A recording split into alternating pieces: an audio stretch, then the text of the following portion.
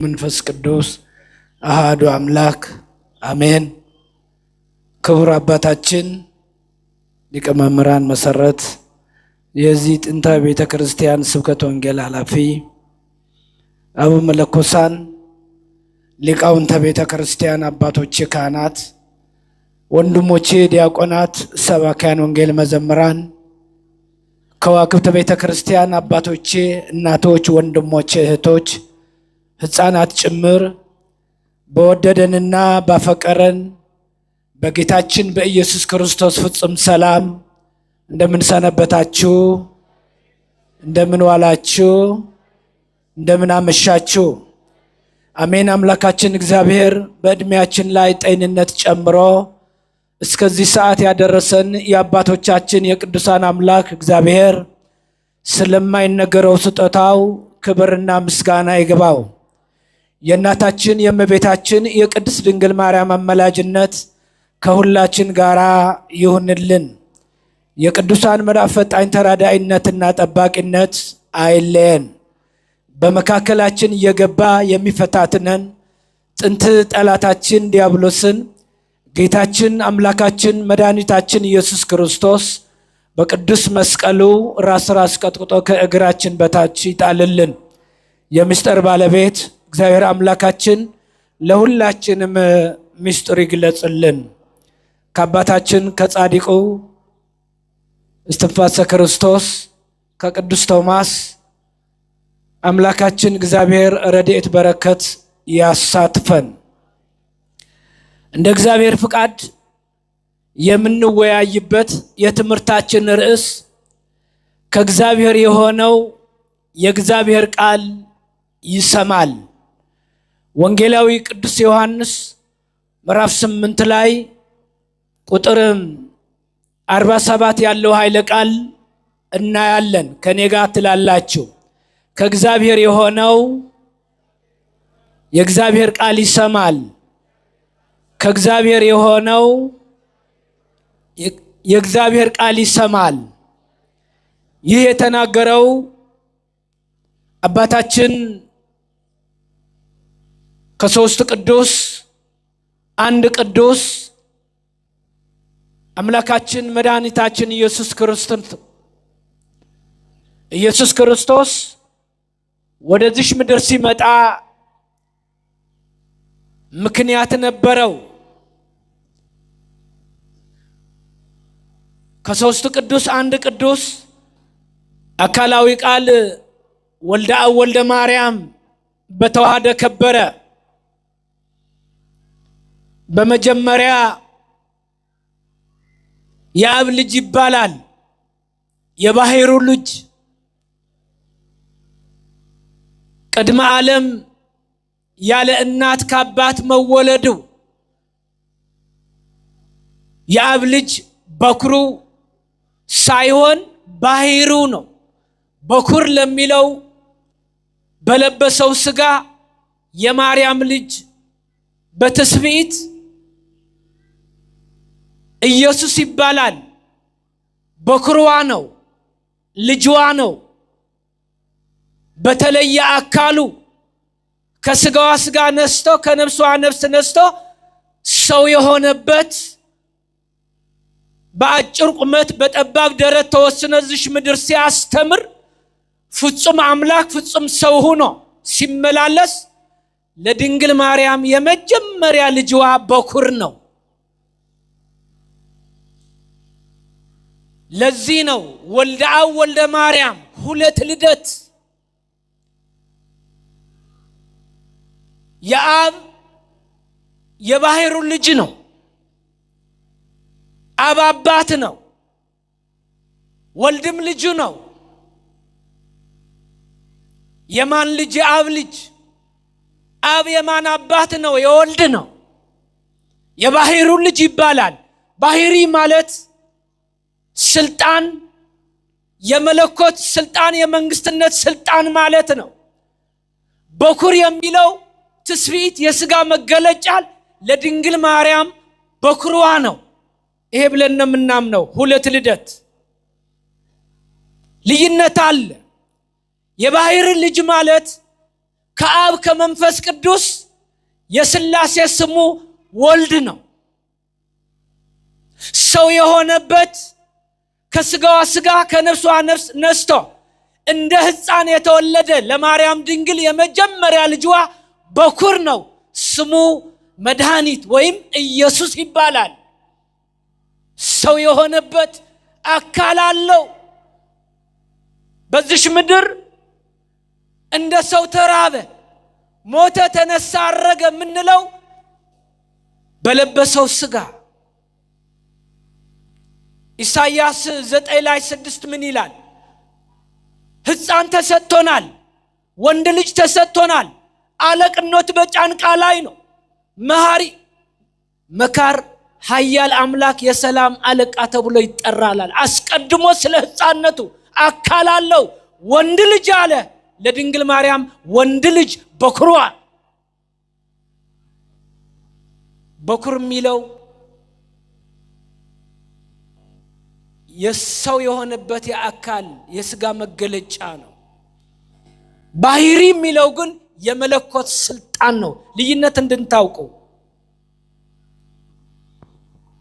ድንግርግር ስለመጣ ዓለማችን ተደናግሮ የሚያደናግሩ ስላሉ እናያለን። ርዕሳችን ግን አስተውሉ። የእግዚአብሔር የሆነው የእግዚአብሔር ቃል ይሰማል። ከላይ ስንመለከት እዚህ 39 ቁጥር ላይ ከፍ ብላችሁ ስታዩ አብርሃም አባታችን ከሱ ትበልጣለህን? አንተ ማነህ? ነቢይ ሙተዋል፣ በስጋ ተለይቶናል፣ እኛ የአብርሃም ልጆች ነን እያሉ የሚመኩ ቤተ እስራኤል ቤተ አይሁድ ስለ ኢየሱስ ክርስቶስ አምላክነት ያልተረዱ ነው። ነገር ግን ትምክህተኞች ነበሩ። አንድ አባት አለን፣ እሱም አብርሃም ነው፣ እኛ ድቃላዎች አይደለንም፣ አመንዝራ ልጅ ይመጻደቁ ነበር። ኢየሱስ ክርስቶስ ግን እንዲህ አላቸው፣ ለስሙ አጠራሩ ክብር ምስጋና ይግባውና እናንተ አለ የአብርሃም ልጆች መሆናችሁ ሳውቃለሁ። እንደ አብርሃም ሃይማኖት የላችሁም፣ እንደ አብርሃም እንግድነት አትቀበሉም። ዘግታችሁ የምትበሉ የምትመጻደቁ ፈረጅያችሁ አስረዝማችሁ በየመንገዱ ሰው እንዲሰግድላችሁ ትፈልጋላችሁ። አብርሃም ግን ይህን አልሰራም፣ አይፈልገውም። እንግዳ ተቀባይ፣ የዋህ፣ በእምነቱ የጸና፣ ሃይማኖቱን ያቀና አብርሃም ደግ ነው። አብርሃም የሰራው ስራ አልሰራችሁ። ከአባታችሁ ከዲያብሎስ የተማራችሁ እኔን ልትገድሉኝ ድንጋይ አነሳችሁ። እሱም ነፍሰ ገዳይ ነበረ፣ እኔም ልትገድሉኝ ከአባታችሁ ተማራችሁ አላቸው። አይሁድ በስም ይነግዱበታል። አይሁድ ሌላ ቀርቶ ምን አሉ? ሳምራዊ ነህ፣ ጋኔን እንዳለብህ አሁን አወቅን አሉ። ሰደቡት ይላል። ስድብ ለባህሩ የማይስማማው የኃያላን ኃያል የጌቶች ጌታ የነገስታት ንጉሥ ሰማይና ምድር የፈጠረ እግዚአብሔር መሆኑን አልተረዱትም። አዶናይ ኤልሻዳይ መሆኑን አልተረዱትም። ነገር ግን አብርሃም ሞተ፣ አንተ ከአብርሃም ትበልጣለህን አሉት። በመጽሐፋችሁ አምላካችሁ የሚል አባቴ ነው ተብሎ የተጻፈ እንኳን አላስተዋላችሁም አላቸው። ሰዎች በትዕቢት ሳቱ፣ አልተመለሱም። ነገር ግን እንዲህ አላቸው። እዚህ ቁጥር 56 ላይ አብርሃም አባታችሁ ነው በስጋ አስተውሉ። ይህ ቀን ያይ ዘንድ ሐሴት አደረገ፣ ደስም አለው። አብርሃም አየሁት፣ እሱም አየኝ አላቸው በግልጽ። እንዴ 50 ዓመት ያልሞላህ እንዴት አብርሃም አይቼዋለሁ ትላለህ? እንዴት ዋሻለህ? ውሸት ለባህሪ የማይስማማው የኃያላን ኃያል የጌቶች ጌታ ኢየሱስ ክርስቶስ ለምን እንደመጣ ስላላወቁ፣ ትንቢቱ ስላልተረዱ፣ ፍቃደ ሥጋ በሥጋቸው ምኞት ስለሚመኩ ስለ ኢየሱስ ክርስቶስ ማወቅ አቃታቸው። ሳቱ። 50 ዓመት አልሞላህም፣ ገና የ30 ዓመት ወጣት ነህ፣ እንዴት አብርሃም አውቀዋለሁ ትላለህ ብለው ድንጋይ አነሱ ይላል። ምን አነሱ? ድንጋይ። እውነት እውነት እላችኋለሁ፣ ኢየሱስ ክርስቶስ የሚናገረው ቃል ስሙ። ፍጹም አምላክ ፍጹም ሰው ሆኖ ኢየሩሳሌም ምድር ሲመላለስ የተናገረው ኃይለ ቃል ነው። እውነት እውነት እላችኋለሁ አብርሃም ሳይወለድ እኔ ነበርኩኝ አላቸው። ድንጋይ አነሱና ኢየሱስን በድንጋይ ሊወግሩት ሲል በመካከላቸው በመቅደሱ በጥበቡ ተሰውሮ ተሻገረ ይላል። አላዩትም። ይሄ ምክንያት አለኝ። ርዕሳችን እንዳትረሱ። ከእግዚአብሔር የሆነ የእግዚአብሔር ቃል ይሰማል። እንዳትረሱ፣ እንመጣበታለን። አብርሃም ሳይወለድ እኔ ነበርኩኝ። የሥላሴ ስሙ ነው። እነሱ የሚያዩት ከመቤታችን ከድንግል ማርያም በኤስያ አህጉር በሀገረ ኢየሩሳሌም በናዝሬት አውራጃ በገሊላ ወረዳ በይሁዳ መንደር ቤተልሔም ቀበሌ የተወለደባት መንደር ያውቁታል።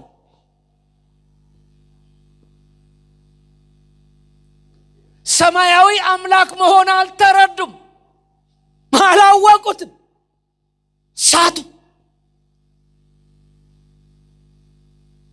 ነገር ግን ዮሐንስ ወንጌል ምዕራፍ 1 ላይ ቁጥርም 18 እንዲህ ብሎ ያመጣዋል።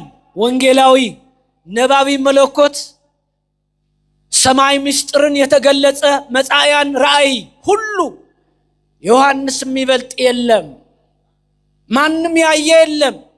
3 ወንጌላውያን ድጋፍ ናቸው። መጽሐፍት፣ ሰንክሳሩ፣ አዋልዱ፣ ገድሉ ሁሉ ምስጢር ለወንጌላዊ ዮሐንስ ለማንም አልተሰጠም።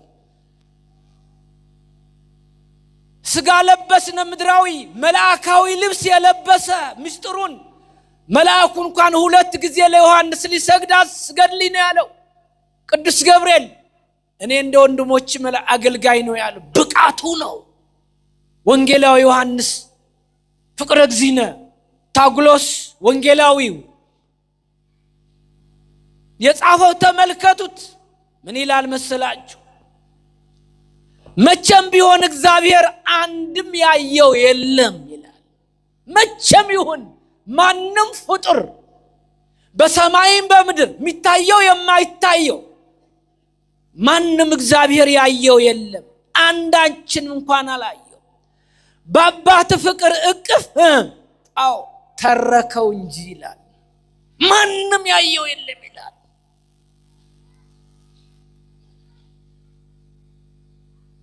ወንጌላዊ ዮሐንስ ቀድሞ ምስጢሩን የተነገረለት ሙሴ 5 መጽሐፈ ኦሪት ጽፏል። የመጀመሪያ ርዕስ እንዲህ ይላል፣ እግዚአብሔር ሰማይና ምድር ፈጠረ ነው የሚለው። ተወስኗል። ቀንም ወሩም ይታወቃል። ወንጌላዊው ግን ተመልከቱት። ርዕሱ የመጀመሪያ ብዕሩ ትጽፍ በመጀመሪያ ቃል ነበረ፣ ቃልም በእግዚአብሔር ዘንድ ነበረ፣ ቃልም እግዚአብሔር ነበረ ነው ያለው። ማንም የጻፈ የለም። ሰንክሳር የለም፣ አዋልድ የለም፣ ድርሳን የለም፣ መጽሐፍ መለኮሳት፣ መጽሐፍተ ሊቃውንት የለም። በነገረ መላእክትም በሁሉም አይታችሁ ይሆናል ተምራችሁ። ይህ ቃል እግዚአብሔር ነበር ያለው ማንም የጻፈ የለም። የመጀመሪያ ወንጌላዊ ዮሐንስ ነው። እኔ ጋር ናችሁ? አቤት። አዎ። ታዲያ ዛሬ ያልተረዱ ወንድሞች፣ ዓለማችን ያልተረዳች የሥላሴ ምስጢር ያልተረዳች ዓለም በስጋ ፍቃድ በራሳቸው ጥበብ ስለ ኢየሱስ ክርስቶስ አምላክነት ያልተረዱ ምድራዊ የሚመስላቸው ሰዎች አሉ። በየመንደሩ እንቅፋት ድንጋይ የሚሆኑ በየፈርማታው አላወቁትም። የክብር ጌታ አውቆትስ ቢሆን ኑሮ ገድሎ ባልሰቀሉት አለ ቅዱስ ጳውሎስ። አላወቁትም፣ አልተረዳችም ዓለም። የተዋሕዶ ልጆች በማስተዋል መጽሐፍቶቻችን ሊቃውንትን ጠይቅ፣ እንዲሁ አንነዳ። የቤተ ክርስቲያኗ ድምፅ እንስማ። ቤተ ክርስቲያን መሰረቷ በደሙ የመሰረታት አምላካችን ወገኖቼ ለሁላችን ምስጢር ይግለጽልን።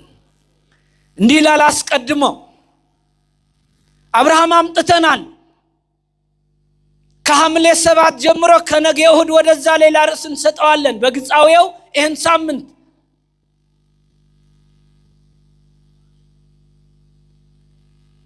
አብርሃም በኦሪት ዘፍጥረት 18 ያለው ቃል ነው ዮሐንስ የጻፈው። እንደሚወለድ እንደሚመጣ እንደሚገለጽ ቀድሞ ሙሴ ይጻፈው እንጂ በአብርሃም ቤት የተደረገ ድግስ የተደረገ አቀባበል የእንግድነት ዮሐንስ ነው የተረከው። ዮሐንስ ጻፈው። አባታችን አብርሃም የምትሉት እኔ አውቀዋለሁ፣ እሱም ያውቀኛል፣ አይቶኛል። እቤቱ በእንግድነት ተቀበለኝ፣ ደስም አለው።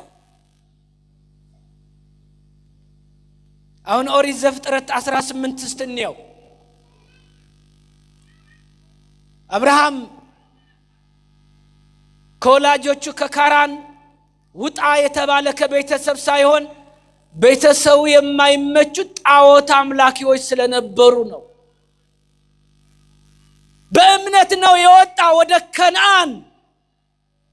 ጓዜ ኮተቴን አላለም፣ በእምነት ወጣ ይላል። ታዛዥ ነበረ አወጣጡ።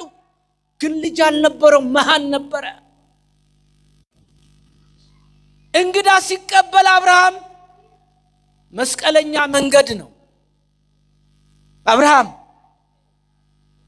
ያገኘ ሰው እንደኔና እንደናንተ በዚህ በቆሸሸ ዘመን አገር የት ነው፣ ቋንቋ ምንድነው፣ ወንዝ ምንድነው የሚባል የለም። ሰው ስለሆነ ብቻ ቤቱ ያድራል፣ በልቶ ይጠጣል፣ ጠዋት ስንቁ አሰንቆ ደህናዋል በል ይሸኘዋል። አብርሃም ዘር አይቆጥርም። አቤትኛ ብንሆን አባይ ማዶናችን እንዴት ነው?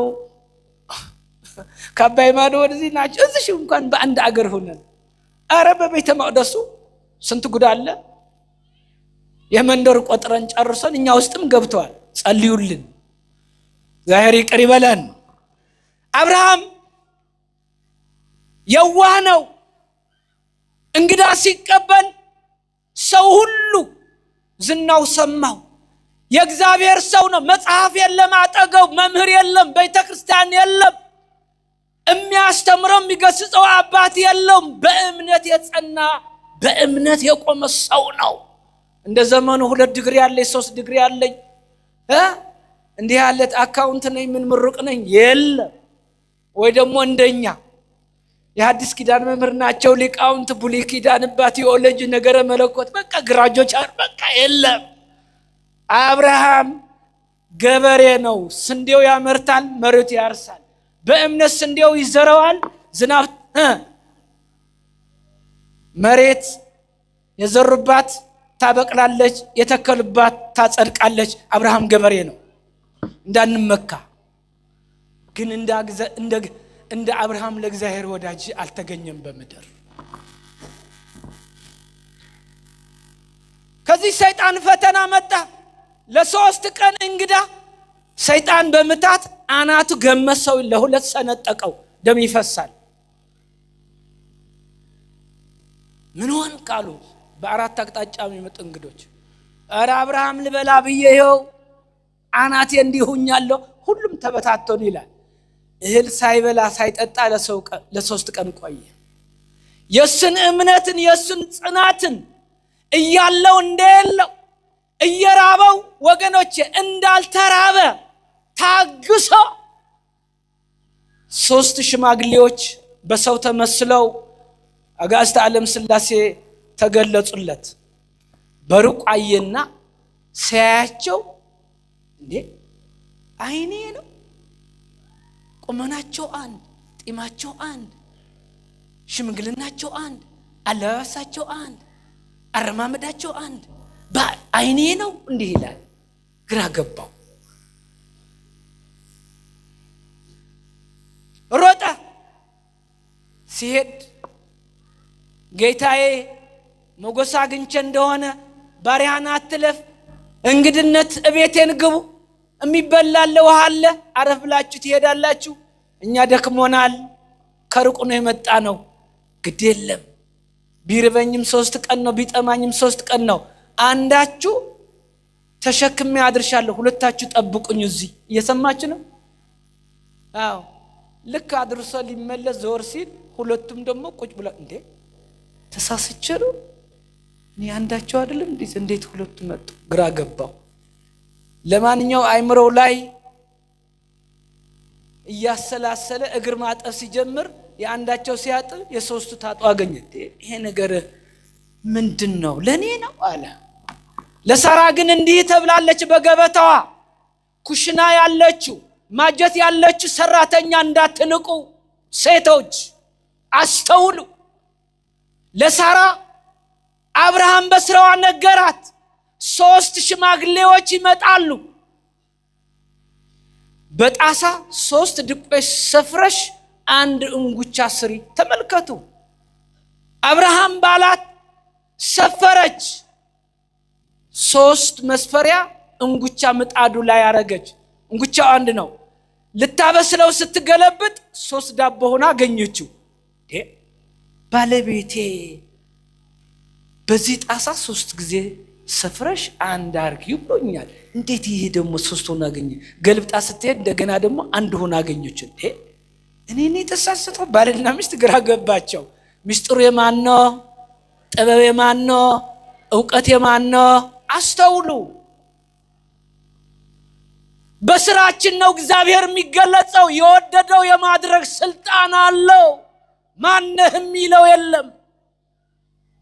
እንደ እግዚአብሔር ያለ ማንም የለም። አስተውሉ። ከዚህ በኋላ አብርሃም ለእረኛው እንዲህ አለ፣ ወይፈኖች መርጠ ቀንዱ ያላከረከረ፣ ጸጉሩ ያላረረ፣ ጥፍሩ ያልዘረዘረ ይዘህና አወራረደው ለሳራ ሰጣት። ጓዳ እየሰራች እግዚአብሔር ወገኖች ሳራ የታለች? ስራ ላይ ናት ጓዳ። ነገር ግን ተመልከቱ፣ ሳራ እየሰራች እያለች የዛሬ ዓመት ልጅ ትወልዳለህ የሚለው ድምፅ በጆሮዋ ትሰማ ነበረች። ስራዋን እየሰራች ሳታቋርጥ ሳቀች። ከ90 ዓመት በላይ ቆይታለች። ባሏም እድሜው ገፍቷል። ባለቤቴም እንዲሁን እኔ ያረጁህ ሴት ነኝ፣ ልማዳን እስትም የለም ከኔ ተለይቷል። ሳቀች በውስጧ ይላል። ምን ነው ሳቅሽ አሏት። አይ አልሳቅ፣ መሳቅ ስቀሻል፣ ግን የዛሬ ዓመት ወንድ ልጅ ይወለዳል፣ ስሙ ይስሐቅ ይባላል። ገበታው ቀረበ። ለአብርሃምና ለሳራ እንዲበሉ ሁለቱን አደረጉ በጥበብ። ለአብርሃምና ለሳራ ሲበሉ ሽማግሌዎችን የሚያሳየው 3 ሰዎች መቼም በሰው ፍቃድ በሰው ልማድ ነው የተገለጹት። በባህሩ በመለኮት በእሳትነቱ አይደለም። አብርሃም የተገለጸ ምሳሌ ነው።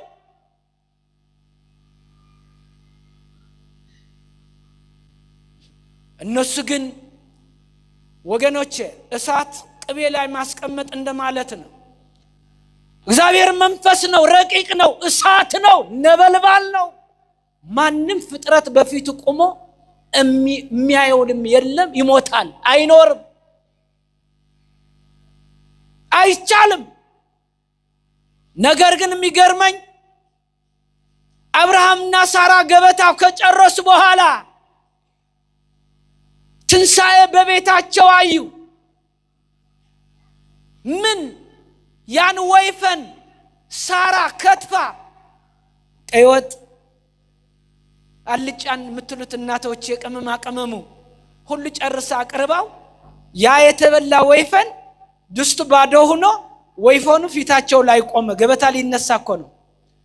ስብሐት ለአብ ስብሐት ለወልድ ስብሐት ለመንፈስ ቅዱስ፣ ለአብ ምስጋና ለወልድ ምስጋና ለመንፈስ ቅዱስ ምስጋና ብሎ የታረደው ወጥ የተሰራው የተወራረደው በፊታቸው ላይ ቆመዋል። ስብሐት ያስተማረን ወይፈን ነው። በኩር ልጅ አልነበራቸው። ሐምሌ 7 ስናስብ አስቡ። እግዚአብሔር በወደደው ለወደደው ፍጥረቱ ይገለጻል። ለምሳሌ ዮርዳኖስ በጥምቀት ተመልከቱት። ስግው ቃል አምላካችን መድኃኒታችን ኢየሱስ ክርስቶስ በዮሐንስ እጅ ሲጠመቅ መንፈስ ቅዱስ በነጭ ርግብ ነው የተገለጸ። መንፈስ ቅዱስ ረቂቅ ነው፣ እሳት ነው። በነጭ ርግብ አብ እንኳን በነጭ ደመና ይህ የምወደው ልጄ ነው ስሙ ነው ያለው። ምን አለ አብ? ይህ የምወደው ልጄ ደስ ይለኛል። ቃሉ ስሙ።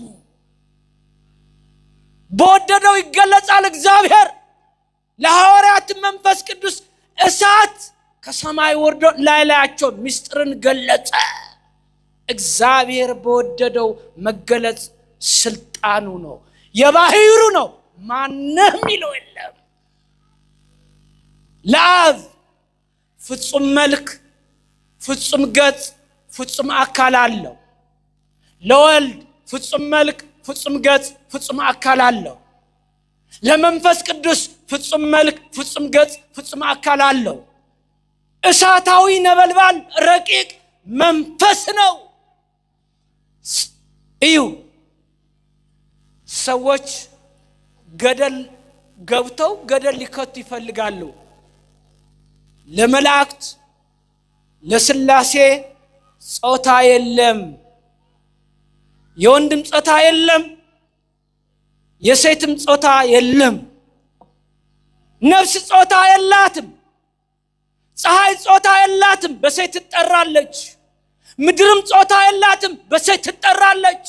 ጨረቃም ከዋክብት ጾታ የላቸውም። ነፍስ ጾታ የላትም፣ በሴት ትጠራለች። አለማወቅ ይሄ ነው። ውድቀት ድንቁርና ይባላል። ሲራክ 3:23 እስከ 27 የስላሴ ባህሪ አትመራመር፣ ለሰው ካልገለጹ ማንም ማወቅ አይችልም ይላል። ባህሪ ስላሴ በማታውቀው ገብተህ አትፈላሰፍ፣ አትመራመር። የስላሴ ምስጢር ማንም ማወቅ አይችልም ይላል። ጾታ የተሰጠው ወገኖች ለሚባዙ ነው። 3 ነገር እናያለን። ለአዝርዕት በአበባ አሉ፣ በእንጨት የሚተከላል። ሁለተኛ ለእንስሳ ነው፣ ተባታይ አንስታዊ፣ ወንድና ሴት ዕለተ ሐሙስ የተፈጠሩ የሚበሉ የማይበሉ እንስሶች ፈጠረ። ብዙ ተባዙ ምድር ሙሉአት ያለ ሶስተኛው የአዳምና ሔዋን ነው። ሰው እንደ መልካችን እንፍጠር፣ ወንድና ሴት አዳምና ሔዋን እግዚአብሔር ፈጠረ። ሸክላ አፈር ከአፈር ከውሃ ከመሬት ከእሳት ይሄ አንድ አካል ነው። ከአራት ባህረ ሥጋ ባህረ ነፍስ ነባዊት ሕያዊት ወገኖች ልባዊት የአብና የመንፈስ ቅዱስ ምሳሌ ሕያው ነፍስ እንዲሆን እፍ አለበት አዳም ሕያው ሆነ ይላል ኦሪት ዘፍጥረት 2 እዩት። ሰባት ላይ ያለላችሁ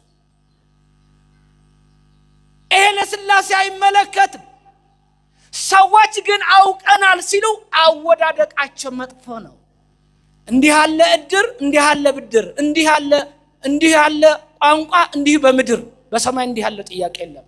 ምስጢረ ስላሴ ማወቅ ዮሐንስ ወንጌል በቂ ነው። ምስጢረ ስላሴ እዚህ ነው ያለው። ምስጢረ ሥጋ፣ ምስጢረ ቁርባን፣ ምስጢረ ጥምቀት፣ ምስጢረ ትንሣኤ ሙታን 5ቱ አምድ ወይ ደግሞ መሰሶ ዮሐንስ ጽፏቸዋል። ከዚህ ውጭ ለመጽሐፍ የለም። ሁሉ እንደመተርጉማን አመጡት። ተመልከቱ። ይሄንን አብርሃም በዚህ ሰዓት እግዚአብሔር ምን አለ? ለእግዚአብሔር የሚሳነው ነገር አለና? የሚሳነው ነገር የለም። የሚመጣ ዓመት ወደ ቤት እመጣለሁ። በእግዚአብሔር አንድ ቀን በእኛ ሺህ ዘመን ነው። በሐረግ ማቴዎስ እዩት። 42 ትውልድ ከአብርሃም እስከ ባቢሎን፣ ከባቢሎን እስከ ዳዊት፣ ከዳዊት ድንግል ማርያም እስከምትወልደው በስጋ ኢየሱስ ክርስቶስ 42 ትውልድ ይቀመጣል። ማቴዎስ 1 አንብብ። ሐረግ አብርሃም ነው። ኢየሱስ ክርስቶስ በሺህ ዘመናት ከድንግል ማርያም ከስጋዋ ስጋ ከነፍሷ ነፍስ ነስቶ በምድረ እስራኤል እንደሚወለድ በሐረግ ማቴዎስ አስቀምጦታል። ስም ዝርዝር 42 ትውልድ 3 ጊዜ 14 ደምሩት። ማቴዎስ 1 አለን። ይሄ ለማለት ነው። ወደ ሌላ ልምራችሁ። ዳዊት እንዲህ ይላል፣ እግዚአብሔር ንጉሥ ውእቱ እምቅድመ ዓለም ገብረ መድኃኒት በማእከለ ምድር። እግዚአብሔር ከዓለም በፊት ንጉሥ ነው ይላል። 7 ሰማያት ከመፍጠር እግዚአብሔር ንጉሥ ነው። መላእክት ከመፍጠር በፊት ንጉሥ ነው። የሚታየው የማይታየው ከመፍጠር በፊት እግዚአብሔር ንጉሥ ነው። አራዊት፣ እንስሳት፣ ፀሐይ፣ ጨረቃ፣ ከዋክብት ከመፍጠር በፊት ንጉሥ ነው። አዳም ከመፍጠር በፊት እግዚአብሔር ንጉሥ ነው።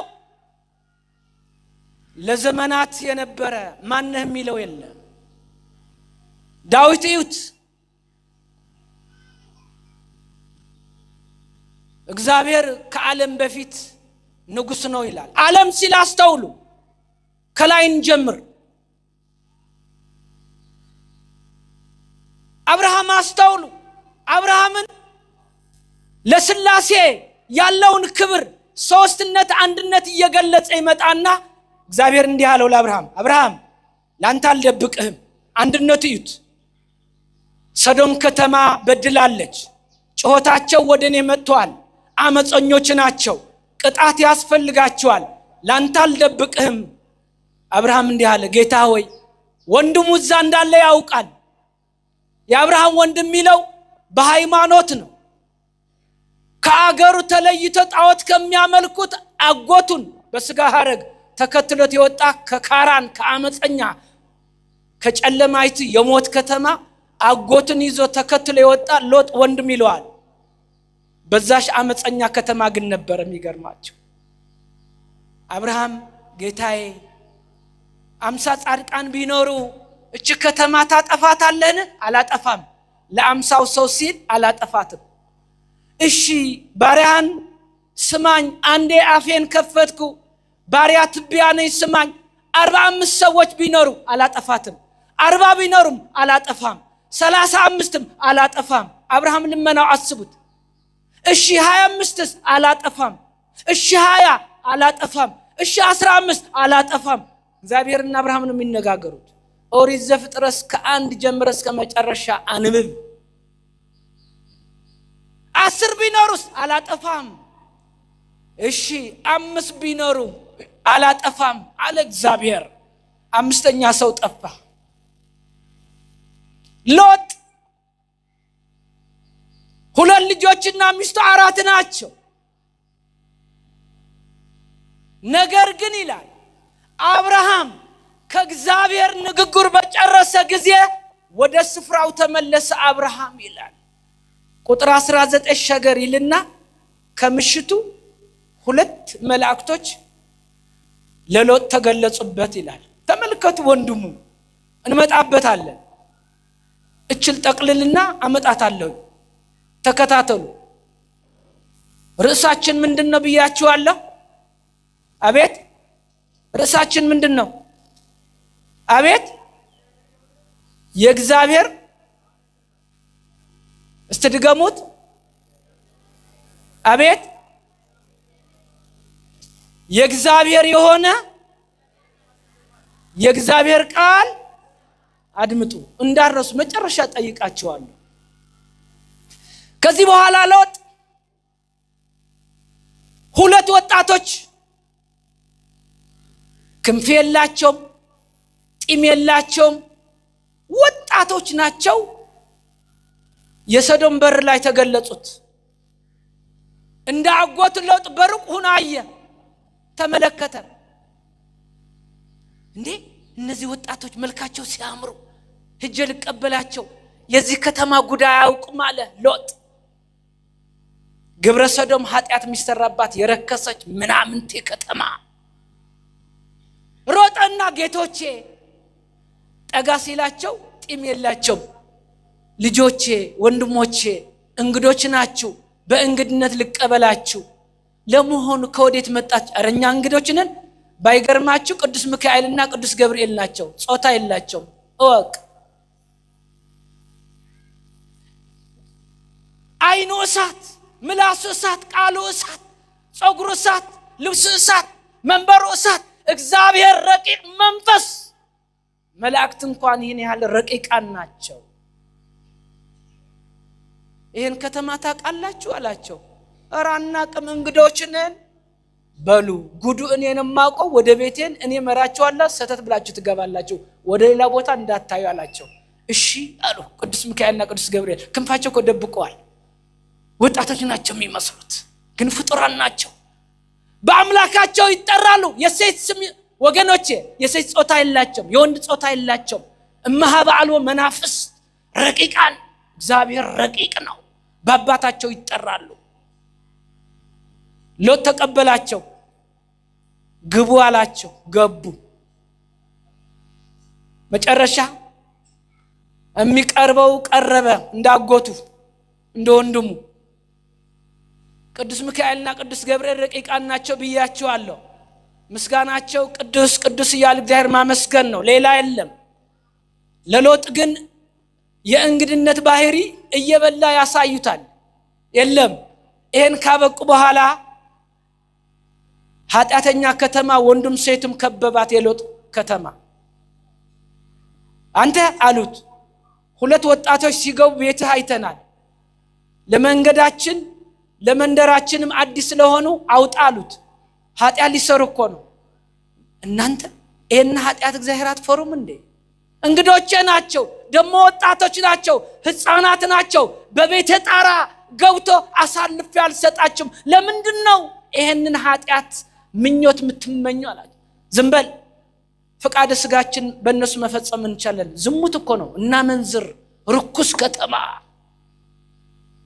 ሎጥ አለ ተው። እምቢ አሉት፣ ገፈተሩት።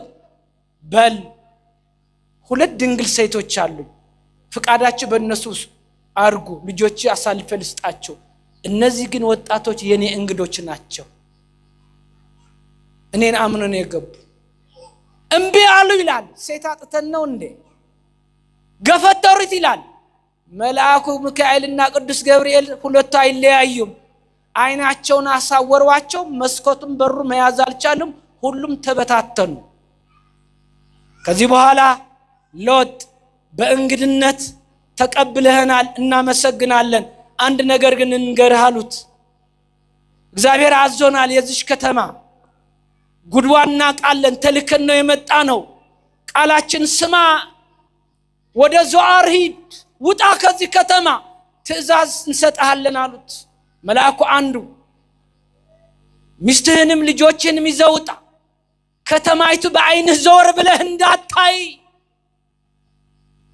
ልክ ከከተማ ወጣ እንዳለች የውጫው ልመና ጎረቤት ታውቃላችሁ እናቶቼ?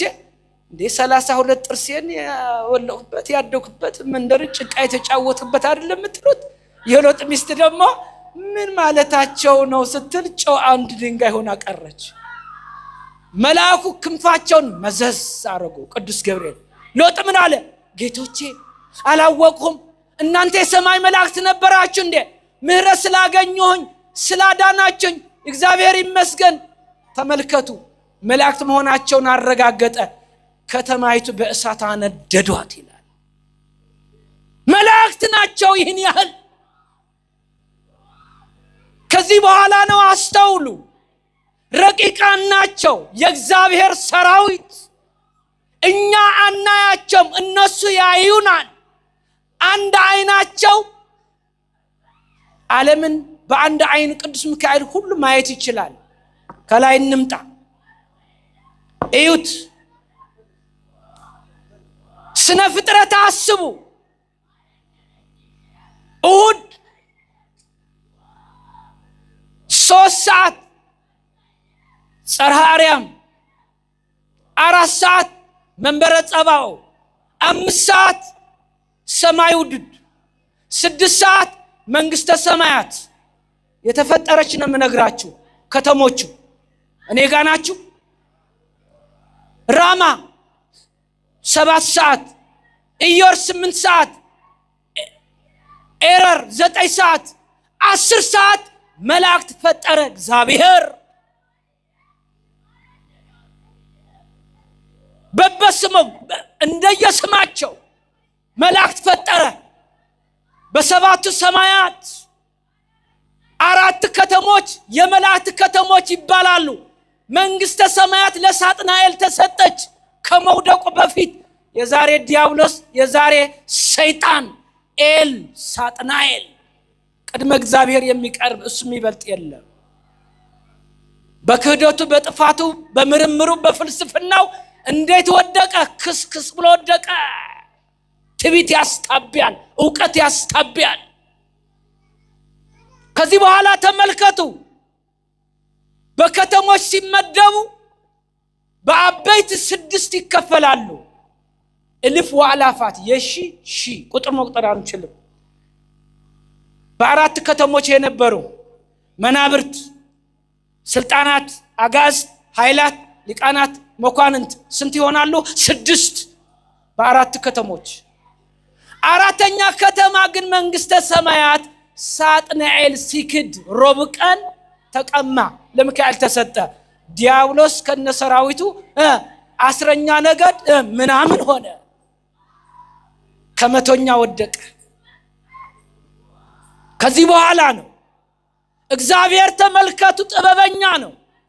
በሰማይ ውድድ ኩርቤብ ሱራፊኤል የሚባሉ 6 ክንፋቸው የሚያመሰግኑ 24 ካህናተ ሰማይ አስቀመጠ።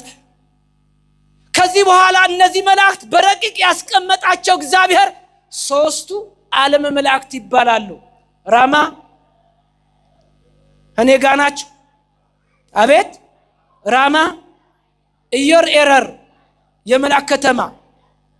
አዳም የተፈጠረ ዓርብ ለመንግስተ ሰማያት የሳጥናኤል ቦታ ለአዳም ተሰጠው። ዓርብ ተፈጠረ አዳም። ትንሣኤ ያለን እስከ መቃብር ነው። ብዙ ተባዙ ምድርን ሙሉዋት የሚለው ለአዳም ልጆች ተሰጠን። እንደ ሰው ለአንክሮ ለተዘክሮ እጽዋቱም ዛፉም እንስሳው የሚበላው የሚበረው በባህር የሚኖረው ሁሉ በስብሶ ፈርሶ ይቀራል። ትንሣኤ የለውም። እኛ ግን ሕያውያን ነን። እስከ መቃብር ስጋና ደም መንግስተ ሰማያት አይወርስም ብለዋል ቅዱስ ጳውሎስ። እስከ መቃብር። በትንሣኤ ጊዜ ግን እንደ መላእክት ብርሃን ለብሰን እንነሳለን፣ ለምስጋና እንቆማለን። እየሰማች ነው?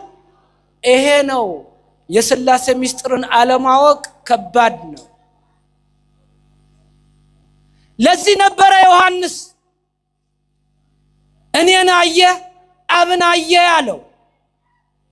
ዮሐንስ ወንጌል ምዕራፍ 14 ላይ ስትንመልከት ሐዋርያ ፊልጶስ እንዲህ ይላል፣ ጌታ ሆይ ዮሐንስ 14 ቁጥር 8 ብያለሁ፣ አብ አሳየን ይበቃናል። የእጅ ታምራት አይተናል፣ አሳው አበርክተዋል፣ ገበታው አይተነዋል። 12 መሶብ ሲነሳ በላ ጠጣ። በሌላ ደግሞ 7 መሶብ አይተናል፣ በላን ጠጣን አይተናል። አልዓዛርም 4 ቀን ሬሳ ሲነሳ አይተናል። ሁሉ ታምራትን ግን ጌታ ሆይ አብ አሳየን ይበቃናል ብሎ ጠየቀው ይላል ፊልጶስ። ይህንን አላታቅም? ይሁሉ ዘመን ይሁሉ ወር ካንተ ጋር ሲኖር አታውቀኝም? እኔን አየ አብ አየ፣ እኔና አብ አንድ ነን። የባህሪ ነው ይሄ የሥላሴ ስሙ። ማቴዎስ 28 ቁጥር 19 ሂዱ ወንጌል አላቸው፣ ስበኩ ለዓለም፣ አስተምሩ። ማርቆስ 16 ቁጥር 8 ከፀሐይ መውጫ እስከ ፀሐይ መጥለቂያ ከሰሜን እስከ ደቡብ ቅዱስ ወንጌል እንዲሰብኩ ለሐዋርያት ሰጠ ይላል 12 ማቴዎስ 28:19 ምን አለ ስታጠምቁ በአብ ስም በወልድ ስም በመንፈስ ቅዱስ ስም እያጠመቃችሁ አሕዛብን ሁሉ የኔ ደቀ መዛሙርት አድርጓቸው አለ። አብ ወልድ መንፈስ ቅዱስ በአካል ሶስትነት በባህሪ በአገዛዝ በመንግስት በስልጣን አንድ አምላክ ብለን እናምናለን። ይሄንን ሥላሴ ምስጢር ቅድስት ሥላሴ ማለት የሴት ስም ይመስላል። ሴት ርኅርኅት ናት። ቅድስት የሚለው አስተውሉ። ርኅሩህ ጥበብ ገላጭ መጋቢ ዓለማት እግዚአብሔር ለአንድ መጽሐፍ ይተረጉምለታል። ለአንድ ጥምቀት ሙት ማስነሳት ህሙም መፈወስ ለሁሉ ጸጋ የሚሰጡ እግዚአብሔር ማለቱ ነው ቅድስት ሥላሴ የምንለው። እየሰማችሁ ነው። ነገር ግን ወገኖች ለፍጡራን የተሰጠን ጾታ እንደኛ የሚቆጥሩ ሰዎች ተደናግሮ የሚያደናግሩ ግራ ገብቷቸው ግራ የሚያጋቡ ስላሉ እንጠንቀቅ። የነ ሰባሌዎስ የነ ንስጥሮስ የነ አርዮስ ትምህርት ዓለማችን ተሰራጭቷል። ፍልስፍና ለማንም አይጠቅምም። ወገኖች እንጠንቀቅ። የቤተ ክርስቲያን አስተምሮ አይደለም። ረቂቅ እኮ ነው። እግዚአብሔር እሳት ነው። ለዚህ ነው ዮሐንስ እግዚአብሔር ማንም ያየው የለም ያለው። ሙሴ አንድ ጥያቄ ጠይቆ ነበረ 573 ጊዜ አናገረው ቃል በቃል። ሙሴ ጨነቀው። እንዴ ጌታ ሆይ ስሜ እግዚአብሔር ነው ብለኸኛል፣ አምላክ ብለኸኛል፣ አንድ ቀን እንኳን ፊትን አታሳየኝም እንዴ አለው። ሙሴ የነፊት አይቶ የሚቆም በህይወት የሚኖር ፍጡር የለም፣ ግን አሁን አታየኝም፣ የምታየው ቀን ግን ይኖራል አለው። በተስፋ ቃሉ በሺህ ዘመናት ካለፈ በኋላ ደብረ ታቦር ብርሃነ መለኮቱ ሲገልጽ ሙሴ ከመቃብር ኤልያስ ከብሔረ ሕያዋን ሶስት ወንጌላውያን ይዘው ደብረ ታቦር ነሐሴ 13 ብርሃነ መለኮቱ ተገለጸ። ሙሴ በተስፋ ቃሉ እግዚአብሔርን አነጋገረው።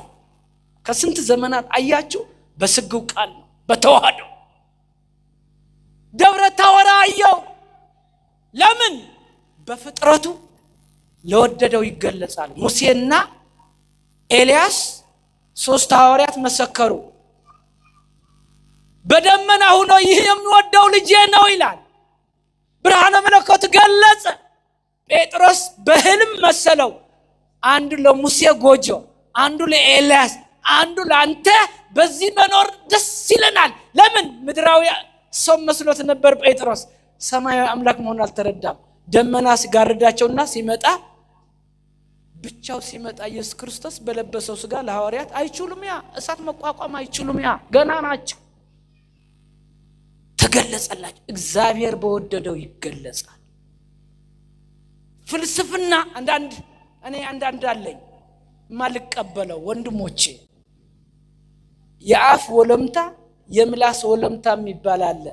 ምስጢረ ሥላሴን እያፋለሱ ዳህጸ ልሳን አይባልም። ይቅርታ ሌላ ነው፣ ምስጢር ማወቅ ሌላ ነው፣ አይገናኝም።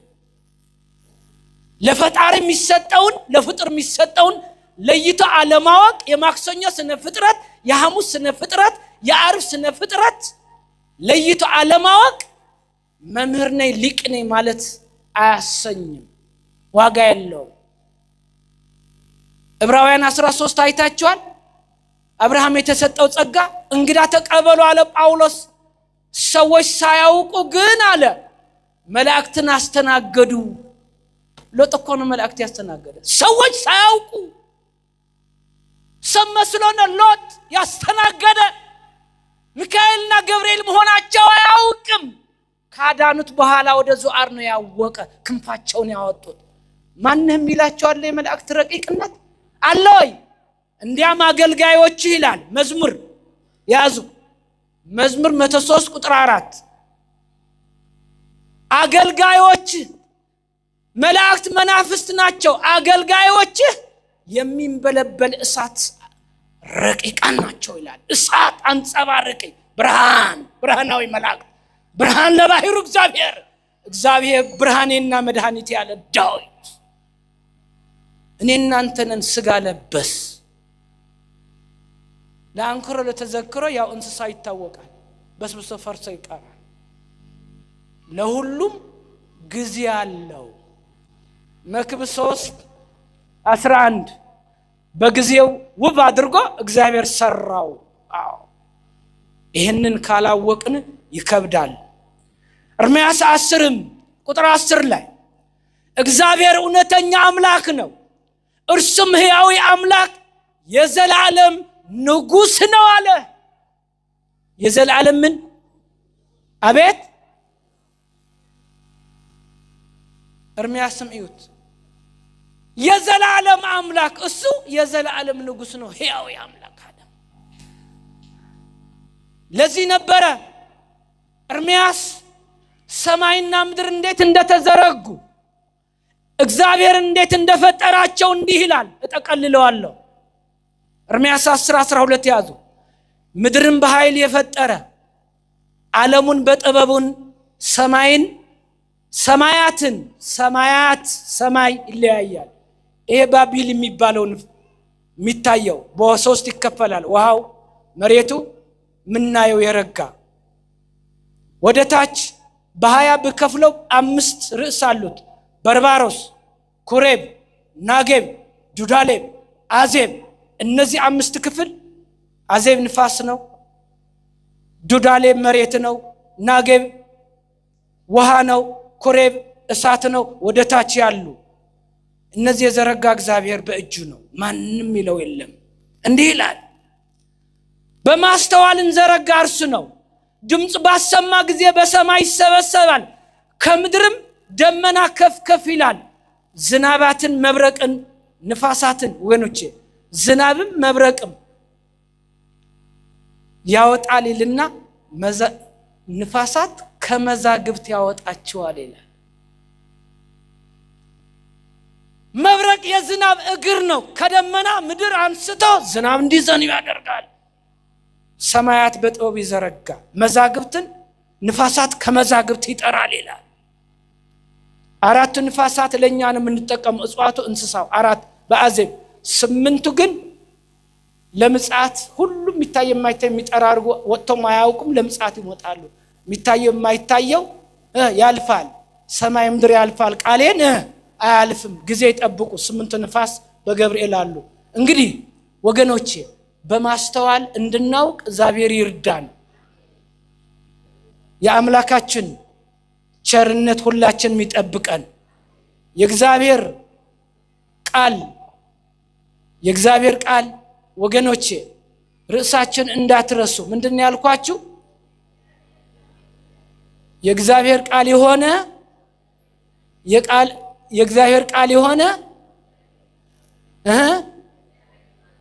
ወባዞች ያስተማረን የገሰጸን የአባቶቻችን የቅዱሳን አምላክ ይክበር ይመስገን ሀገራችን ኢትዮጵያ መሐልዋን ገነት ድንበርዋን በእሳት መላእክት ይጠብቅልን የወንድማሞች ደም መፍሰስ ያቁምልን አስራት በኩራት አገርዋ ኢትዮጵያ ንጽሕተ ንጹሃን ድንግል ማርያምን በምልጃዋ ተጠብቀን ለዓለም ሁሉ ሰላምን ያወርድልን ሕፃናት ያሳድግልን አረጋውያን ይጠብቅልን የሁላችን ፍጻማችን ያሳምርልን ይቆየን ወለስዋለ እግዚአብሔር